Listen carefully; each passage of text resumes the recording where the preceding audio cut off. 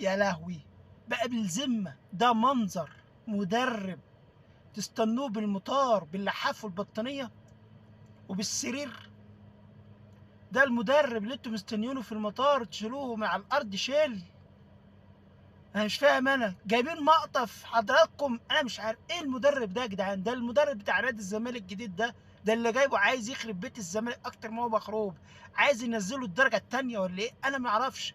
ده ما فيش ماتش لعبه لحد دلوقتي، ما فيش ماتش كسبه، اللي عايزين يمشوا 15 لاعب من ساعه ما جه المدرب ده انا متهيألي فيريرا كان احسن.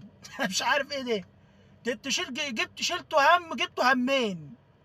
يعني انا مش عارف، مش قادر افهم القصه ايه. شلتوا جبتوا همين، مصيبه جبتوا مصيبتين. انا مش عارف ايه المدرب ده يا جدعان، ولا تكتيك ولا هجوم ولا دفاع ولا اي حاجه خالص، وبتغلب من الفرق بتاعت الدوري، الفرق الهطله.